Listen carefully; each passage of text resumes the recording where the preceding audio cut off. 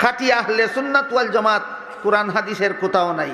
আপনি খাঁটি শব্দ পেলেন কোথায়? এটা তো একটা কথা। ওই যতদিন পর্যন্ত ব্যবসায়ীরা ভেজাল করতো না, সরিষার তেলের মধ্যে অন্য তেল মিশাইয়া বেচত না, ততদিন পর্যন্ত তেল পাওয়া যায় তুই খাঁটি, কিন্তু খাঁটি শব্দ ব্যবহার করার দরকার হয়েছে না। যখন ভেজাল শুরু করছে তখন পাইতে হইলে গিয়া দোকানদারে কোন লাগে মূল্য বেশি দিব, খাঁটি তেল দাও। বলেন খাঁটি শব্দ কোন সময় যুগ হয়? যে সময় ভেজাল বাইর হয়। খাঁটি কোন সময় ব্যবহার হয়? যে সময় ভেজাল বাইর হয়। যে যুগে রসুল হাদিস উম্মতের হাতে সমঝাইছেন, এই যুগে আহলে সুন্নতের নামে আনারস মার্কা কোনো সুন্নি ছিল না। যে যুগে হাদিসগুলি রসুল উম্মতের কাছে সমঝাইছেন, এই যুগে বেদানা মার্কা কোনো সুন্নি ছিল না। কাজেই সেই সময় হাদিসের মধ্যে খাঁটি বলার দরকার ছিল না। হাদিস উম্মতের হাতে সমঝাইয়া রসুল দুনিয়ার থেকে বিদায় হইয়া রওজা শরীফের ভিতরে চলে গেছেন। আরো 700 বছর পরে, আরো 700 বছর পরে এখন বেজাল বাইরিছে। কাজেই এখন আর খালি আহলে সুন্নাতুল জামাত বললে চলবে না, এখন বলতে হবে খাঁটি আহলে সুন্নাতুল জামাত।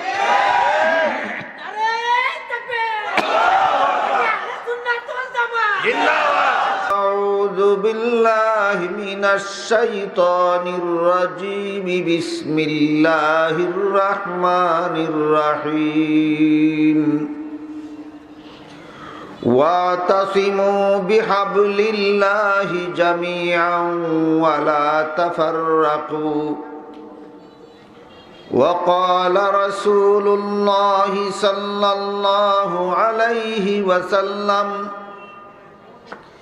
يد الله على الجماعة ومن شذ شذ في النار أو كما قال عليه الصلاة والسلام। শ্রদ্ধেয় সভাপতি, হযরত উলামায়ে কেরাম, মুহতারাম হাজিরিন, আমাদের বর্তমান সমাজে অনেক সময় দেখা যায় অনেকেই ঐক্যের আহ্বান জানান, ঐক্যের জন্য দাওয়াত দেন, কিন্তু ঐক্যের কোনো রূপরেখা পেশ করেন না। কোন কথার ভিত্তিতে ঐক্যবদ্ধ হব, কে কার সাথে গিয়ে ঐক্যবদ্ধ হব, এমন কোনো রূপরেখা পেশ করতে দেখা যায় না। এই কারণে ঐক্যের বুলি আওড়ানো সত্ত্বেও আমাদের মধ্যে ঐক্য হয় না। এমনকি অনেকের মধ্যে ঐক্যের রূপরেখাটা একেবারে অস্পষ্ট, ধারণাই নেই। যারা ঐক্য ঐক্য বলেন তাদের কোনো ধারণাই নাই যে কোন কথার উপর ঐক্য হওয়া দরকার। আমি আপনাদের সামনে যে আয়াতের অংশ তিলাওয়াত করেছি তাতে আল্লাহ পাক রব্বুল আলামিন ঐক্যের নির্দেশও দিয়েছেন, আবার ঐক্যের খুব পরিষ্কার রূপরেখাও পেশ করেছেন। আল্লাহ বলেন ওয়াতাসিমু বিহাবলিল্লাহি জামিআন ওয়ালা তাফাররাকু। এর অর্থ হলো তোমরা শক্তভাবে ধারণ করো আল্লাহর রশ্মিকে। আল্লাহর রশ্মিকে শক্তভাবে ধারণ করার মাধ্যমে ঐক্যবদ্ধ হও এবং পরস্পরে বিচ্ছিন্ন হইও না। আল্লাহর রশ্মি বলতে এখানে কি বোঝানো হয়েছে, এর বিভিন্ন ব্যাখ্যা তাফসীরের কিতাবে লেখা আছে, যার সারমর্ম হলো আল্লাহর সহি দ্বীন পালনের মাধ্যমে তোমরা ঐক্যবদ্ধ হও। আল্লাহ কত সুস্পষ্টভাবে, কত পরিষ্কারভাবে ঐক্যের রূপরেখা চিহ্নিত করে দিলেন। আল্লাহর সহি দ্বীন পালনের মাধ্যমে ঐক্যবদ্ধ হও। কাজেই কেউ যদি আল্লাহর দ্বীন পালন করে না, অথবা দ্বীন পালন করে সহি নয়, ভ্রান্ত, তার মুখে ঐক্যের দাওয়াত, ঐক্যের আহ্বান, ঐক্যের বুলি হাস্যকর।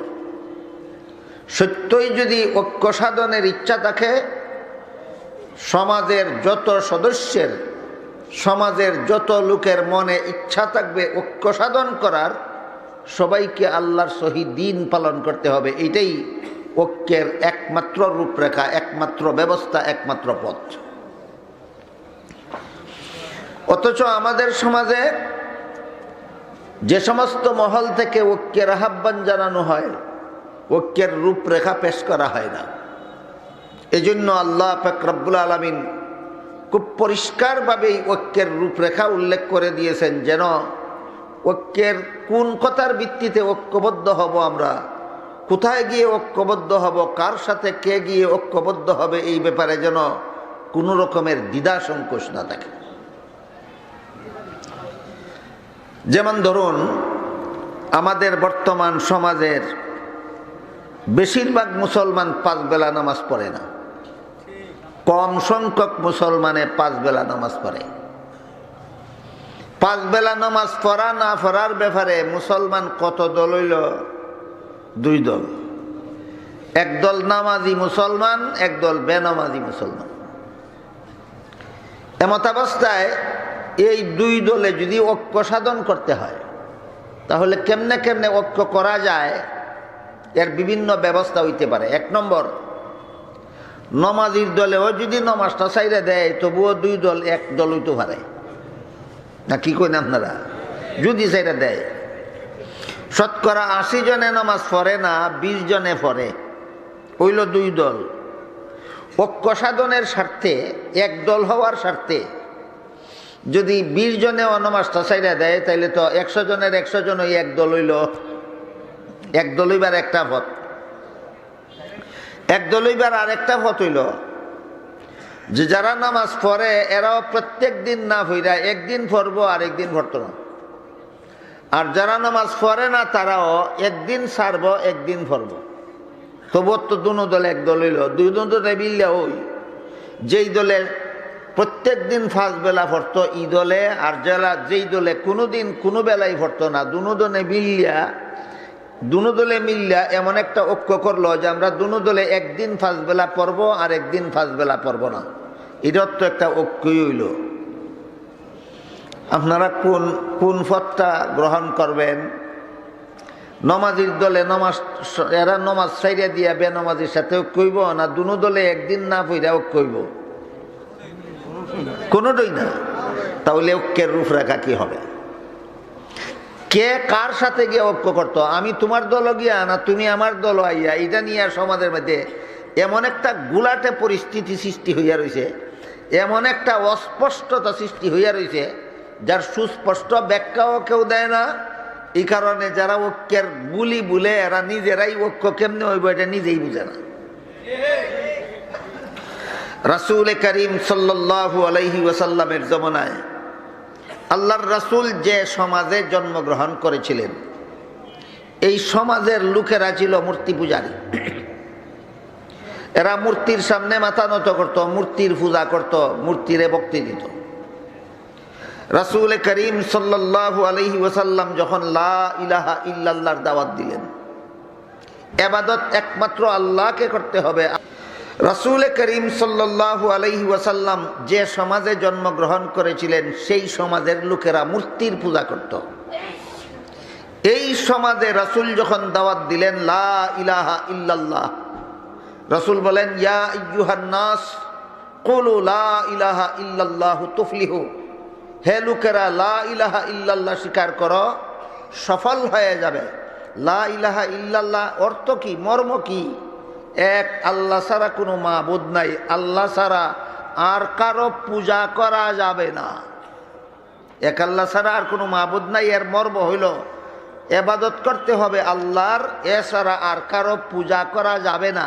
যখন বললেন আর কারো পূজা করা যাবে না, সমাজের সব লোক রাসূলের শত্রু হইয়া গেল।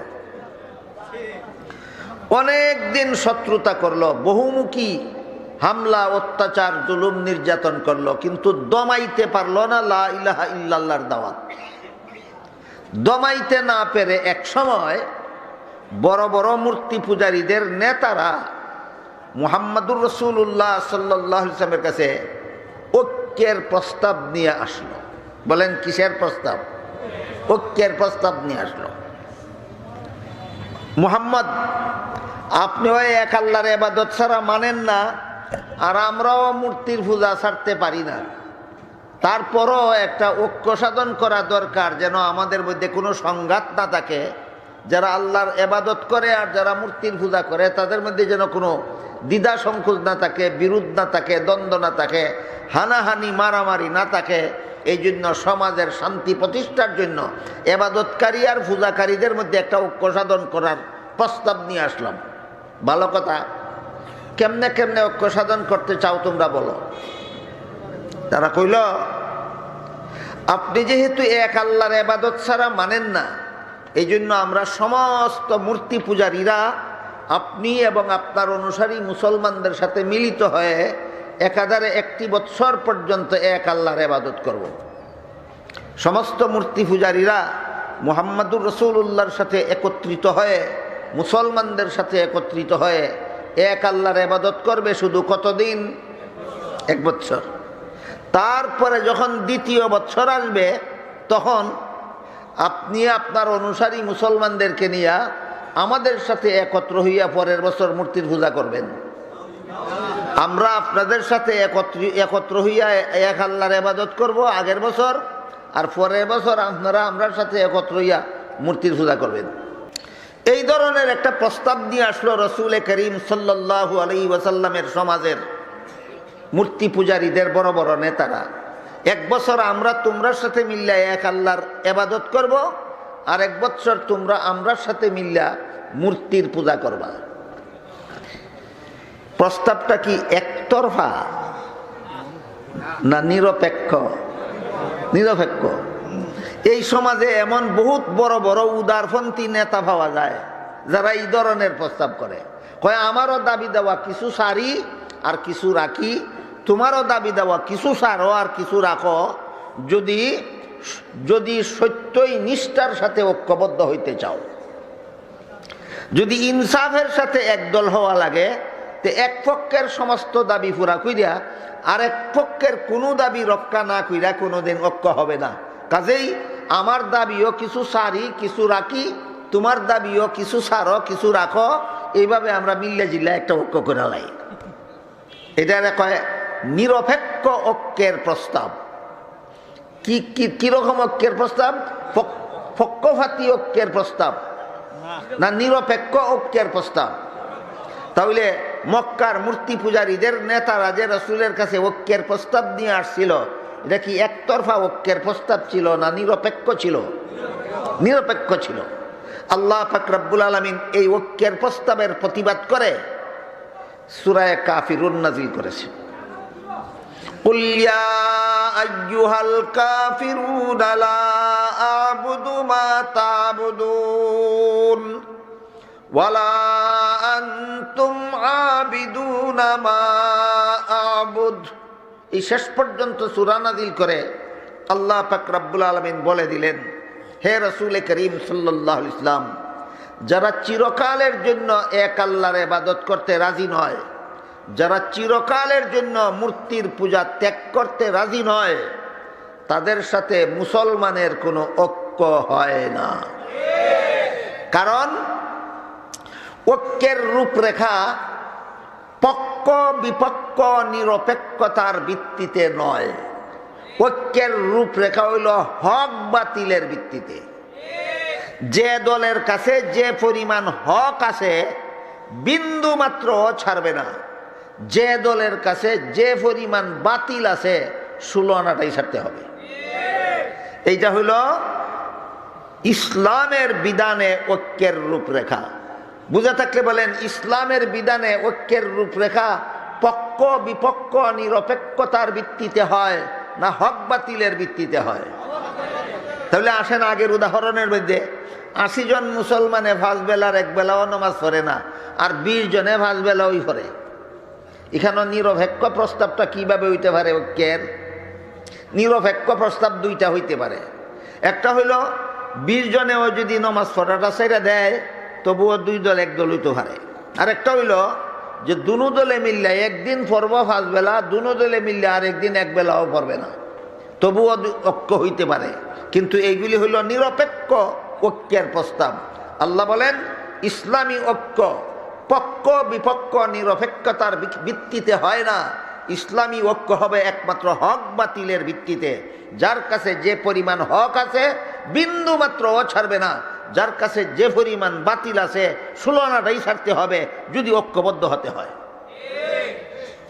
এই সূরা কাফিরুন নাজিল করে আল্লাহ পাক রব্বুল আলামিন ঐক্যের যে বিস্তারিত রূপরেখা দিয়েছেন, আমার তিলাওয়াতকৃত আয়াতে আল্লাহ সেই রূপরেখাটাই আরো পরিষ্কারভাবে অথচ অতি সংক্ষিপ্তভাবে পেশ করেছেন। আল্লাহ বলেন, ওয়াতাসিমু বিহাবলিল্লাহি জামিআন ওয়ালা তাফাররাকু, হে মুমিন মুসলমানেরা, তোমরা আল্লাহর সহি দিন পালনের মাধ্যমে ঐক্যবদ্ধ হয়ে যাও।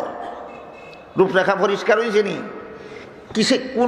কিসের ভিত্তিতে ঐক্যবদ্ধ হব আমরা? আল্লাহর সহি দিন পালনের মাধ্যমে। আল্লাহর সহি দিন সবাই যদি পালন করে তো ঐক্যের প্রস্তাবও লাগবে না, ঐক্যের কোনো সংগঠন লাগবে না, ঐক্যের কোনো দপ্তর লাগবে না, ঐক্যের কোনো অফিস লাগবে না, ঐক্যের কোনো সাইনবোর্ড লাগবে না, ব্যানার লাগবে না, প্রচারপত্র লাগবে না, মাইকিং লাগবে না। অটোমেটিকলি সব মুসলমান ঐক্যবদ্ধ হয়ে যাবে। কেউ কাউকে ঐক্যের জন্য ডাকে না, সব মুসলমান 5 বেলা নামাজ পড়ে। কেমনে কেমনে ঐক্য হইল? পার্টি করিয়া না সহি দিন পালন করিয়া? কেউ কাউকে কিছু বলে না, সবাই রমজান মাসে রোজা রাখে। ঐক্যটা কেমনে হইল? অফিস বানাইয়া না সহি দিন পালন করিয়া? কেউ কাউকে কিছু বলে না, সবাই সুদ বর্জন করিয়া চলে। কোনো মুসলমানে সুদ খায় না, কোনো মুসলমানে যদি ঘুষ খায় না, কোনো মুসলমানে যদি মদ খায় না, কোনো মুসলমানে যদি গাঞ্জা খায় না, কোনো মুসলমান যদি চুরি করে না, কোনো মুসলমান যদি ডাকাতি করে না, কোনো মুসলমান যদি হাইজেক করে না, কোনো মুসলমান যদি বেপরদা চলে না, কোনো মুসলমান যদি জিনা বেবিচার করে না, কোনো মুসলমান যদি খুন খারাপি করে না, কোনো মুসলমান যদি সন্ত্রাস করে না। ও কইল কেমনে? পার্টি করিয়া না শহীদ দিন পালন করিয়া? তাহলে বুঝে থাকতে বলেন, কোরআনের দৃষ্টিতে ঐক্যের রূপরেখা কি? শহীদ দিন পালন করা। সমস্ত মুসলমান সম্মিলিতভাবে শহীদ দিন পালন করার মাধ্যমে ঐক্যবদ্ধ হও, এটা হলো কোরআনে আল্লাহর নির্দেশ। এই জিনিসটা না জানার কারণে, না বুঝার কারণে ওগুলোই কয় আমার দল আইয়া এক দল হও, আমার দল আইয়া এক দল হও। তোমরা 14 জনের 14 দল ছাড়ো, সবাই আমার দলে আসো, লও সবই এক দল হইয়া যায়। কোনোদিনও সম্ভব হইতো না, কোনোদিনও সম্ভব হইতো না। 14 দলের 14 দলে আমার দল আইয়া এক দল হও। কে কার দল গিয়া এক দল হইতো? কথা বুঝলেন কিনা দেখেন। তাহলে একদল হওয়ার, ঐক্যবদ্ধ হওয়ার মন গড়া পদ্ধতিতে বুলিয়া উড়াইলে কোনোদিন মুসলমান ঐক্যবদ্ধ হবে না। আল্লাহ পাক রব্বুল আলামিন পবিত্র কোরআনে ঐক্যবদ্ধ হওয়ার যে রূপরেখা পেশ করেছেন, সেই রূপরেখাই হলো একমাত্র সমস্ত মুসলমান ঐক্যবদ্ধ হওয়ার একমাত্র ব্যবস্থা। এইভাবে সারা দুনিয়ার সমস্ত মুসলমান আল্লাহর সহি দিন পালনের মাধ্যমে ঐক্যবদ্ধ ছিল 3 যুগে। এই অত্যন্ত মূল্যবান কথা, আপনাদের সারা জীবন ভর মনে রাখার ব্যাপার, এবং মনে রাখতে পারলে ঐক্য অনৈক্যের ব্যাপারে অনেক গুরুত্বপূর্ণ জরুরি তথ্য এবং তথ্য আপনাদের বোঝা সহজ হয়ে যাবে। সারা দুনিয়ার সমস্ত মুসলমান আল্লাহর সহি দিন পালনের মাধ্যমে ঐক্যবদ্ধ ছিল কত যুগে? 3 যুগে। মুহাম্মাদুর রাসূলুল্লাহ সাল্লাল্লাহু আলাইহি ওয়াসাল্লামের যুগে, আবু বকর সিদ্দিক রাদিয়াল্লাহু আনহুর যুগে, হযরত উমর ফারুক রাদিয়াল্লাহু আনহুর যুগে। এই 3 যুগে সারা দুনিয়ার সমস্ত মুসলমান ঐক্যবদ্ধ ছিল সহি দিন পালনের মাধ্যমে। কথা মনে রাখতে হবে সামনের কথাগুলি বোঝার জন্য। একটু দয়া করে বলুন তো, কত যুগে সারা দুনিয়ার সমস্ত মুসলমান সহি দিন পালনের মাধ্যমে ঐক্যবদ্ধ ছিল? প্রথম যুগ রাসূলের যুগ, দ্বিতীয় যুগ রাসূলের প্রথম খলিফার যুগ, তৃতীয় যুগ হযরত উমর ফারুক রাদিয়াল্লাহু আনহুর যুগ। এই 3 যুগের মুসলমানেরা আল্লাহ কোরআনে যেভাবে ঐক্যবদ্ধ থাকার নির্দেশ দিয়েছেন, ঠিক সেইভাবে এই 3 যুগের মুসলমানেরা সারা দুনিয়ার সমস্ত মুসলমান ঐক্যবদ্ধ ছিল। এই ঐক্যবদ্ধতার সুফল, 3 যুগের মুসলমান যে সারা দুনিয়ার মুসলমান ঐক্যবদ্ধ ছিল, কে কার দল গিয়া? না সবাই শহীদ দিন পালন করিয়া? কেউ কারো দলে গিয়া? কেউ কারো সাথে আপোষ করিয়া? না সকলে মিলে আল্লাহর শহীদ দিন পালন করিয়া? কাজেই তুমি আমার দল আইয়া ঐক্য হও, আমি তোমার দাবি মান্য ঐক্য হই, এগুলি বাতিল পদ্ধতি। সহি পদ্ধতি হলো সবাই মিলে আল্লাহর সহি দিন পালন করে ঐক্যবদ্ধ হও। এই ঐক্যবদ্ধ হওয়ার বাতিল পদ্ধতি আর সহি পদ্ধতি আর জীবনে কোনোদিন যেন ভুলে না যায়। আর যদি ভবিষ্যতে কেউ কোনোদিন আপনাদেরকে বলে চলো আমার দাবি তুমি কিছু মানো, তোমার দাবিও আমি কিছু মানি, সবে মিললে ঐক্যবদ্ধ হই, তোমার দলের কিছু দাবি দেওয়া ছাড়ো, আমার দলেরও কিছু দাবি দেওয়া ছাড়ি, এইভাবে আমরা সবাই ঐক্যবদ্ধ হই, মুখ বরাবর বলে দিবেন এটা ঐক্যবদ্ধ হওয়ার বাতিল পদ্ধতি। এটা ঐক্যবদ্ধ হওয়ার বাতিল পদ্ধতি। ঐক্যবদ্ধ হওয়ার সঠিক পদ্ধতি হলো আল্লাহর সহি দিন পালনের মাধ্যমে চলো সব মুসলমান ঐক্যবদ্ধ হই। এইভাবে সারা দুনিয়ার সমস্ত মুসলমান ঐক্যবদ্ধ ছিল। মুহাম্মাদুর রাসূলুল্লাহর যুগের সমস্ত মুসলমানেরা আল্লাহর সহি দিন পালনের মাধ্যমে ঐক্যবদ্ধ ছিল। হযরত আবু বকর সিদ্দিক রাদিয়াল্লাহু আনহুর যুগের সমস্ত মুসলমানেরা আল্লাহর সহি দিন পালনের মাধ্যমে ঐক্যবদ্ধ ছিল। হযরত উমর ফারুক রাদিয়াল্লাহু আনহুর যুগের সমস্ত মুসলমানেরা আল্লাহর সহি দিন পালনের মাধ্যমে ঐক্যবদ্ধ ছিল। এই রকম ঐক্যবদ্ধতার সুফল দুনিয়াতে দুইটা, আখিরাতে একটা। এইরকম ঐক্যবদ্ধতার সুফল শুধু আখিরাতে না দুনিয়াতেও। এইরকম ঐক্যবদ্ধতার সুফল দুনিয়াতে কটা? দুইটা। আখিরাতে কটা? একটা। দুনিয়ার সুফলগুলি বুঝি, আখিরাতের সুফলটা বুঝি, তারপরে আমরা বোঝার চেষ্টা করব কোন যুগের থেকে মুসলমানের মধ্যে ঐক্য ফাটল সৃষ্টি হইল, কেন সৃষ্টি হইল, কার দ্বারা সৃষ্টি হইল, কিভাবে সৃষ্টি হইল, বর্তমানে মুসলমান কোন অবস্থায় আছে।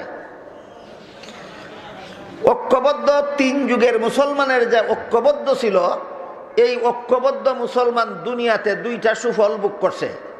যেভাবে আল্লাহ ঐক্যবদ্ধ হওয়ার রূপরেখা দিয়েছেন, সেইভাবে ঐক্যবদ্ধ হইলে দুনিয়াতে কটা সুফল লাভ করতে পারে মুসলমানেরা? দুইটা। এক নম্বর, মুসলমানে মারামারি নাই। মুসলমানে সব মুসলমানে ওই নমাজ পড়ে, বেনমাজি কইয়া বক্ত কেটায় কারে। কথা বুঝছেন কিনা? কোনো মুসলমান এই সুদ খায় না, সুদখুর কইয়া কে কারে বক্ত আর মারামারি হইতো। কোনো মুসলমান এই চুরি করে না, এক দলে আরেক দলে চুর কইয়া ঝগড়া করতো কে কার সাথে। কথা বুঝে থাকলে বলেন, ঐক্যবদ্ধতার দুনিয়ার জীবনে ঐক্যবদ্ধতার প্রথম সুফল কি? মুসলমানে গালাগালি নাই, মুসলমানে মারামারি নাই, মুসলমানে হানাহানি নাই, মুসলমানে কুন্দল নাই। ঐক্যবদ্ধতার এক নম্বর সুফল দুনিয়ায়। ঐক্যবদ্ধতার এক নম্বর সুফল।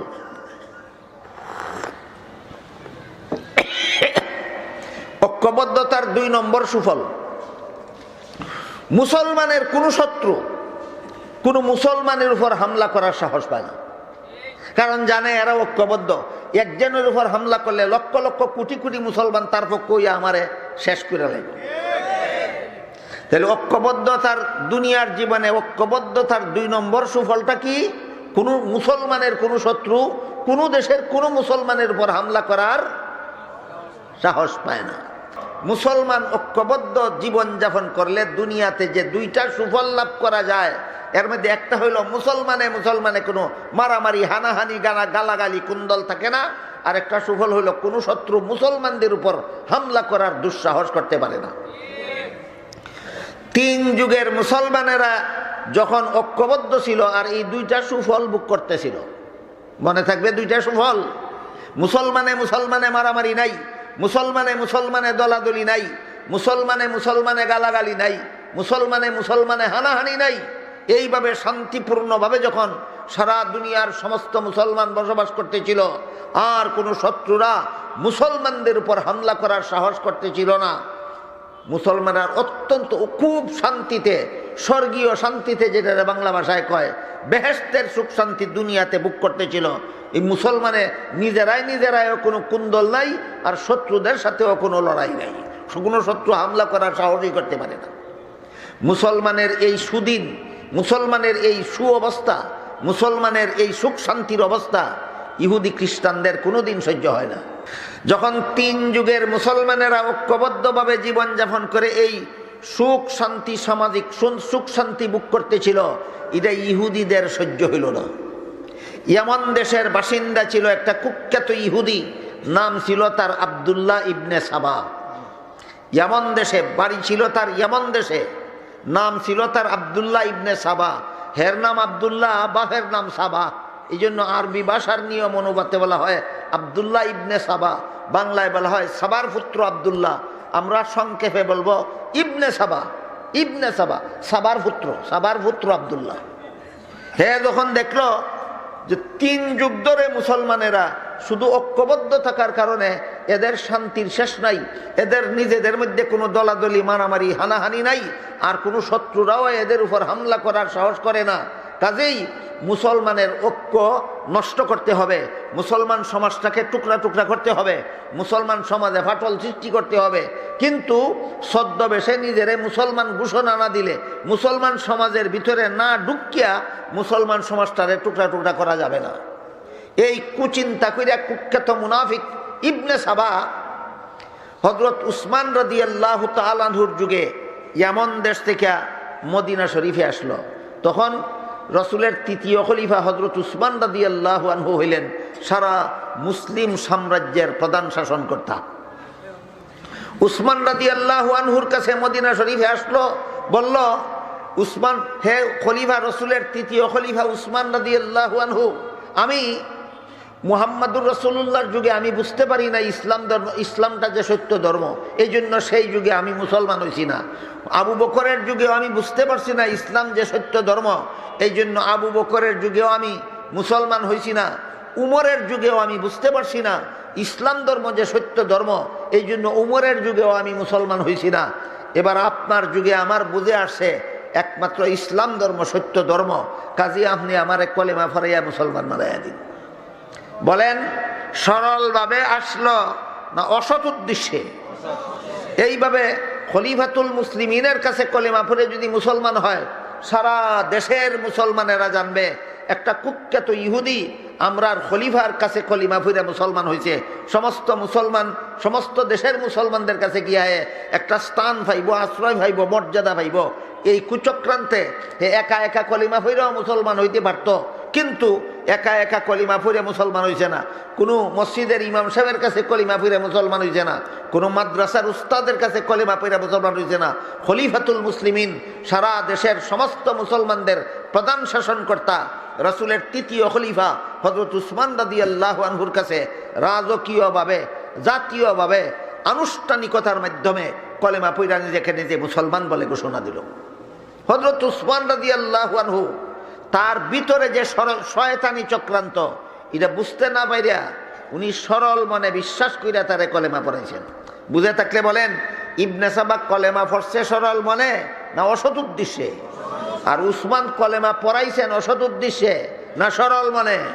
সরল মনে। এইভাবে সব সময়ই মুনাফিক, কুচক্রী মুনাফিকদের হাতে সরল মানা মুসলমানেরা মাইর খায়। কুচক্রী মুনাফিকদের কাছে সরল মানা মুসলমানেরা সবসময়ই মার খায়। যেমন ভাবে হযরত উসমান রাদিয়াল্লাহু আনহু এই কুখ্যাত মুনাফিকের চক্রান্তের হাতে মার খাইছেন, তিনি সরল মানে বিশ্বাস করে তারে কলেমা পড়াই দিয়েছেন। এটা কি ব্যক্তিগতভাবে হয়েছে না জাতীয় আনুষ্ঠানিকতার মাধ্যমে? জাতীয় আনুষ্ঠানিকতার মাধ্যমে এই কাজটা হওয়ায় সারা দেশের সমস্ত মুসলমানেরা জানে যে ইয়ামান দেশের একজন কুখ্যাত মুনাফিক আমাদের খলিফা উসমানের কাছে কলিমা পড়ে মুসলমান হয়েছে। মুসলমান নিজেকে নিজে মুসলমান ঘোষণা দিয়া আরম্ভ করছে মুসলমানের মধ্যে অনৈক্য সৃষ্টি করার চক্রান্ত। প্রথমে মদিনার মুসলমানদের মধ্যে ফাটল সৃষ্টি করার চেষ্টা করে ব্যর্থ হয়েছে, তারপরে মক্কার মুসলমানদের মধ্যে ফাটল সৃষ্টি করার চেষ্টা করে ব্যর্থ হয়েছে, তারপরে বসরার মুসলমানদের মধ্যে ফাটল সৃষ্টি করার চেষ্টা করে ব্যর্থ হয়েছে, কুফার মুসলমানদের মধ্যে ফাটল সৃষ্টি করার চেষ্টা করে ব্যর্থ হয়েছে। হইতে হইতে ব্যর্থ হইতে হইতে শেষ পর্যন্ত মিশরের মুসলমানদের কাছে গিয়া ফাটল সৃষ্টি করার চেষ্টায় সফল হয়েছে। শেষ পর্যন্ত মিশরের সফরে গেল, গিয়া মিশরের অল্প শিক্ষিত অশিক্ষিত মুসলমানদেরকে নিয়ে একটা সম্মেলন করলো। সম্মেলন করে জিজ্ঞাসা করলো, হে মিশরের মুসলমানেরা, কথাটা মনে রাখবেন, মিশরের শিক্ষিত মুসলমানদেরকে নিয়ে সম্মেলন করলো না অল্প শিক্ষিত আর অশিক্ষিত? অল্প শিক্ষিত অশিক্ষিত মুসলমানদেরকে নিয়ে একটা সম্মেলন করলো। সম্মেলন করে বলল, হে মিশরের মুসলমানেরা, তোমরা জানো কিনা আমার বাড়ি যে এমন দেশে, আমার নাম ইবনে সাবা, আমি যে খলিফাতুল মুসলিমিন হযরত উসমানের কাছে কলেমা পড়ে মুসলমান হইছি, তোমরা খবর পাইছো কিনা? বলে পাইছি, আমি ওই সেই ইবনে সাবা।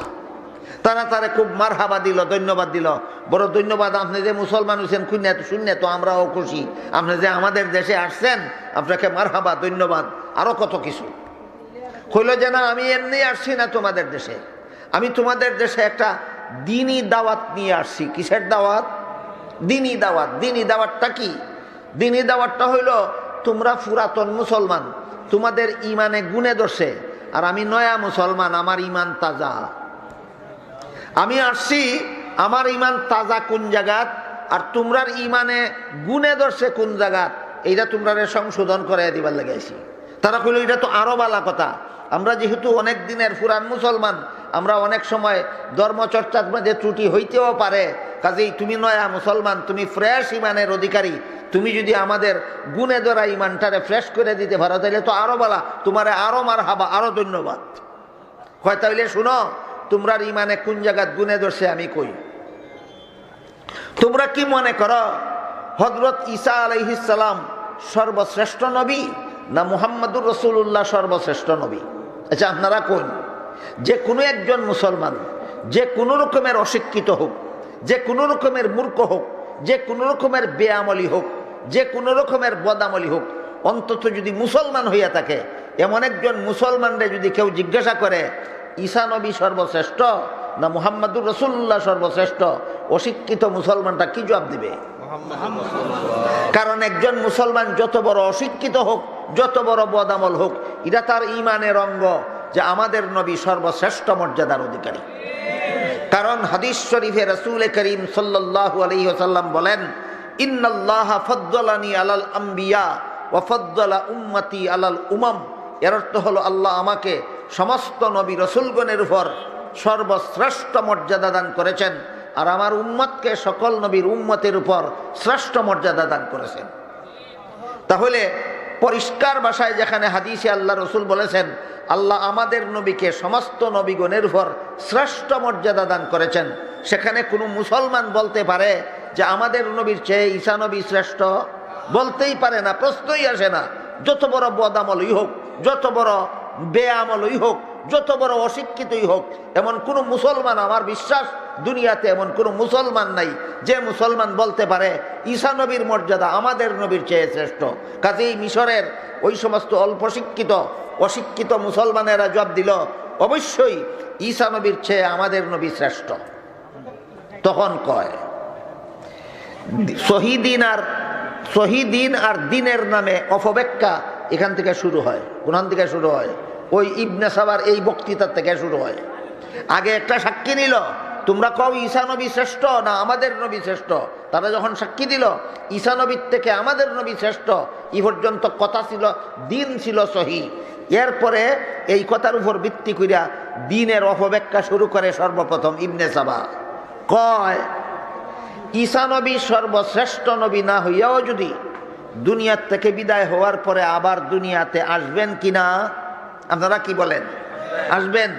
কয় ঈসা নবী সর্বশ্রেষ্ঠ নবী না হইয়াও যদি দুনিয়ার থেকে বিদায় হওয়ার পরে আবার দুনিয়াতে ফিরে আসতে পারেন, তাহলে আমাদের নবী সর্বশ্রেষ্ঠ নবী হওয়া সত্ত্বেও তিনি আবার আসতে পারবেন না কেন? কয় যুক্তি তো বড় চমৎকার। ওই মাইল লাগায় আসতে পারবেন কিনা, আসতে পারবেন না কেন? ইবনে সাবা কোন খলিফার যুগে মুসলমানের সমাজে অনৈক্য সৃষ্টি করার আন্দোলন চালাইছিল? হযরত উসমান রাদিয়াল্লাহু আনহুর যুগে মুসলমান সমাজে অনৈক্য সৃষ্টি করার আন্দোলন চালাইছিল। ভালো রকম মনে রাখবেন, যতদিন পর্যন্ত সমস্ত মুসলমান আল্লাহর সহি দিন পালনে অটল থাকবে, ততদিন পর্যন্ত মুসলমানের মধ্যে অনৈক্যের সৃষ্টি হবে না। যখন মুসলমান আল্লাহর দিন পালন করবে না, অথবা দিন পালন করবে মন গড়া ব্যাখ্যা মতো, তখন ওই মুসলমানদের মধ্যে ফাটল সৃষ্টি হতে বাধ্য। ইয়াদ রাখা দরকার সারা জীবন আমাদের, যে মুসলমান ঐক্যবদ্ধ থাকতে পারবে কতদিন? মুসলমান ঐক্যবদ্ধ থাকতে পারবে না কোন দিন? যতদিন পর্যন্ত সব মুসলমান আল্লাহর সহি দিন পালনে অটল থাকবে, ততদিন পর্যন্ত মুসলমানের ঐক্য বজায় থাকবে। যেদিন কোনো মুসলমান আল্লাহর দিন পালন করবে না অথবা দিন পালন করবে মন গড়া ব্যাখ্যা মতো, তখন আর মুসলমান ঐক্যবদ্ধ থাকবে না। ঐক্যবদ্ধ মুসলমানের সমাজে দলাদলি, হানাহানি, মারামারি, কুন্দল সৃষ্টি হতে বাধ্য। এই পলিসিটার এই কাজে লাগানোর চেষ্টা করছে কুখ্যাত মুনাফিক ইবনে সাবা। কি যুক্তি দিল? যুক্তি দিল ঈসা নবী সর্বশ্রেষ্ঠ নবী না হইয়াও যদি আবার ফিরে আসতে পারেন, তে আমাদের নবী সর্বশ্রেষ্ঠ নবী হইয়াও দুনিয়ার থেকে বিদায় হইলে কি হয়েছে, আবার আমাদের অনুষ্ঠানে আসতে পারবেন না কেন? ইবনে সাবা মিশরের বড় বড় শিক্ষিত মুসলমানদের সম্মেলনে বক্তৃতা দিতেছিল না? অল্প শিক্ষিত অশিক্ষিত, অল্প শিক্ষিত অশিক্ষিত মুসলমানদের সম্মেলনে কুখ্যাত মুনাফিক ইবনে সাবা বক্তৃতা দিতেছিল, বলতেছিল ঈসা নবী সর্বশ্রেষ্ঠ নবী না হইয়াও যদি আগমন করতে পারেন, আমাদের নবী সর্বশ্রেষ্ঠ নবী হইয়াও দুনিয়ার থেকে বিদায় হওয়ার পরে আগমন করতে পারবেন না কেন? তাহলে নবী দুনিয়ার থেকে বিদায় হওয়ার পরে আবার আগমন করার যুক্তিকার? নবী আমাদের নবী দুনিয়ার থেকে বিদায় হওয়ার পরে আবার আগমন করার যুক্তি কুখ্যাত মুনাফিক ইবনে সাবার, খাঁটি কোনো মুসলমানের যুক্তি নয়।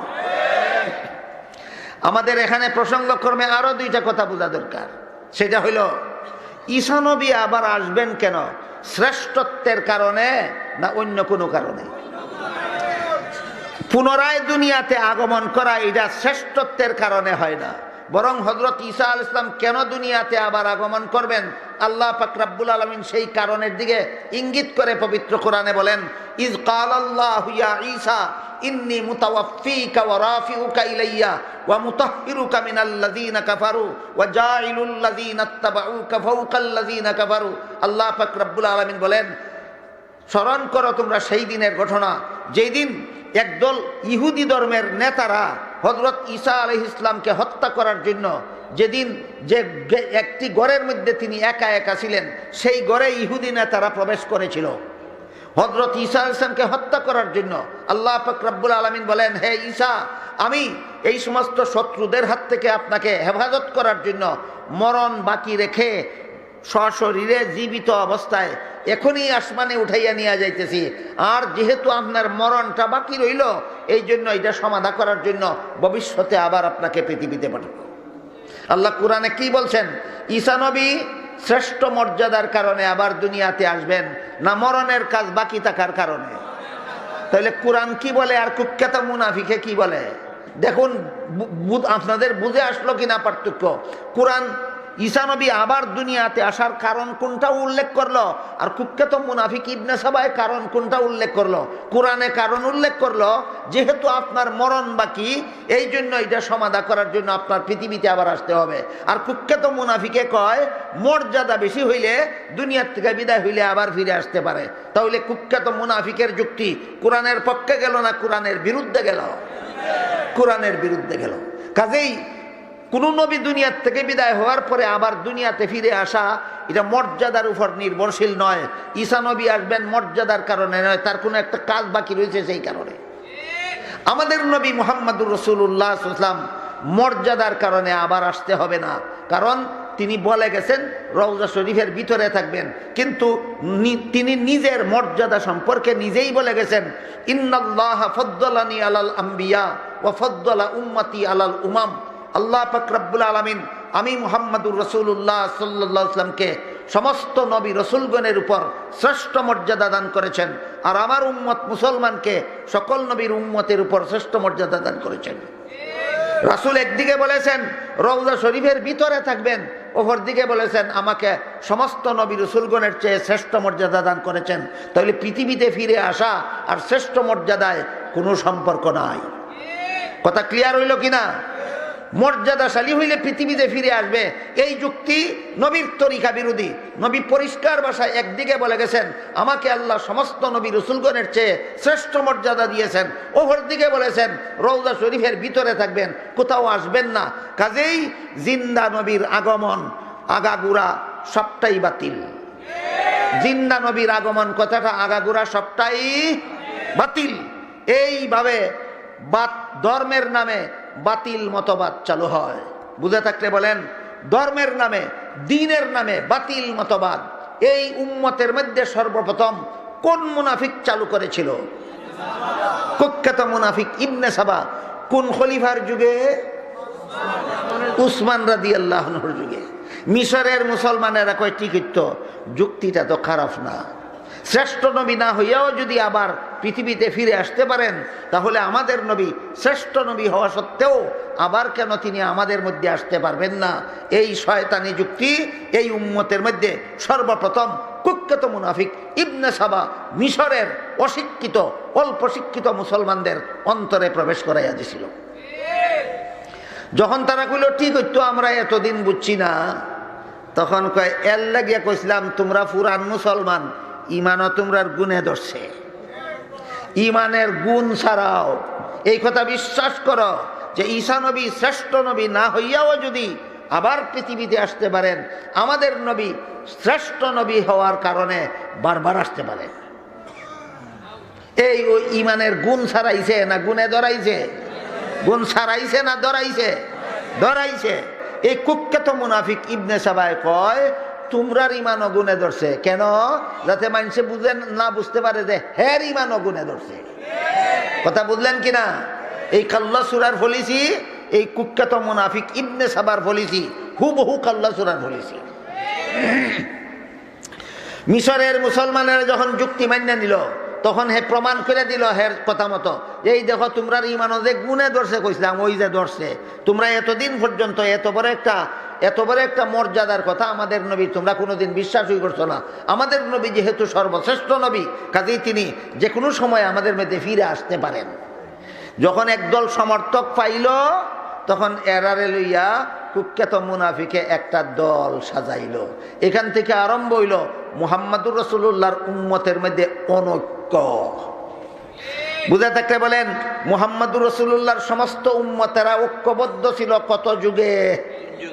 প্রথম যুগ রাসূল করিম সাল্লাল্লাহু আলাইহি ওয়াসাল্লামের যুগ, দ্বিতীয় যুগ হযরত আবু বকর সিদ্দিক রাদিয়াল্লাহু আনহুর যুগ, তৃতীয় যুগ হযরত উমর ফারুক রাদিয়াল্লাহু আনহুর যুগ। এই তিন যুগে সারা দুনিয়ার সমস্ত মুসলমান আল্লাহর সহি দিন পালনে ঐক্যবদ্ধ ছিল। কথা বুঝলেন কিনা?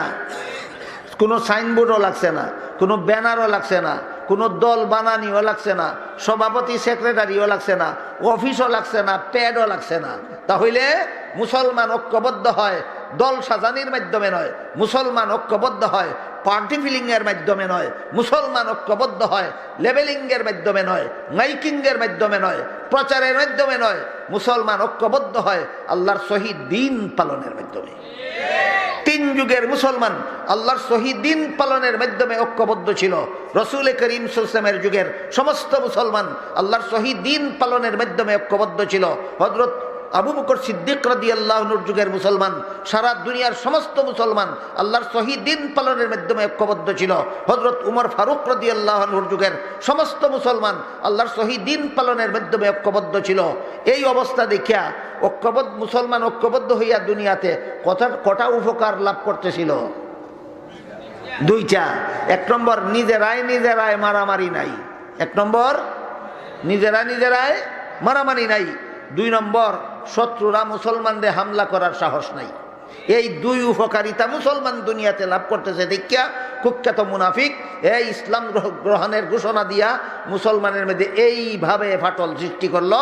এক মিশরের একদল অশিক্ষিত অল্প শিক্ষিত মুসলমানদের দিয়া একটা দল সাজাইল। এই দলটা পরবর্তীতে ইসলামকে মন গড়া যুক্তি দিয়া ৭২ টুকরা করলো মুসলমানদেরকে। এই দলটা, এই কুখ্যাত মুনাফিকের সৃষ্টি করা দলটা পরবর্তী যুগে দিনের মন গড়া ব্যাখ্যা দিল ৭২ ভাবে, আর মুসলমানদেরকে ৭২ টুকরায় বিভক্ত করে দিল। এই ৭২ টুকরা বাতিলপন্থী মুসলমানদের মোকাবেলায় একটা মাত্র মুসলমানের দল হকপন্থী রইলেন। এই দলটা হলো খাঁটি আহলে সুন্নাত ওয়াল জামাত। এই জন্য হাদিস শরীফে রাসূল করিম সাল্লাল্লাহু আলাইহি ওয়াসাল্লাম বলেন, তাফাররাকাত বানু ইসরাঈল আলা ৭২ মিল্লাহ ওয়া তাতাফাররাকু উম্মতি আলা ৭৩ মিল্লাহ ওয়া ফি রিওয়ায়াতিন ক্বালা তাফতারিকু উম্মতি আলা ৭৩ মিল্লাহ কুল্লুহুম ফিন নারি ইল্লা ওয়াহিদা ওয়া ফি রিওয়ায়াতিন ক্বাল ৭২ ফিন নার ওয়া ওয়াহিদাতুন ফিল জান্নাহ কালু মা হিয়া ইয়া রাসূলুল্লাহ ওয়া ফি রিওয়ায়াতিন কালু মান হিয়া ইয়া রাসূলুল্লাহ কালা মা আনা আলাইহি ওয়া আসহাবি ওয়া ফি রিওয়ায়াতিন কালা হিয়া আহলুস সুন্নাতি ওয়াল জামাআহ। এই দীর্ঘ হাদিসের মর্ম হলো আল্লাহর রাসূল বলেন, ইহুদিরা ধর্ম নিয়ে দলাদলি করিয়া ৭১ দলে বিভক্ত হয়েছিল, খ্রিস্টানেরা ধর্ম নিয়ে দলাদলি করিয়া ৭২ দলে বিভক্ত হয়েছিল, আমার উম্মত মুসলমানেরা ধর্ম নিয়ে দলাদলি করিয়া ৭৩ দলে বিভক্ত হবে। এর মধ্যে ৭২ দল মুসলমান উম্মত হবে আমার জাহান্নামী, মন গড়া ব্যাখ্যা মতো ধর্মের নামে বাতিল কাজ করার জন্য। ৭২ দল মুসলমান উম্মত হবে আমার জাহান্নামী। কেন? আল্লাহর সহি দিন পালন করে না, ৭২ রকমের মন গড়া ব্যাখ্যা দিয়া ৭২টা ভ্রান্ত মতবাদ ইসলাম ধর্মে উদ্ভাবন করার জন্য ৭২ দল মুসলমান জাহান্নামী হবে।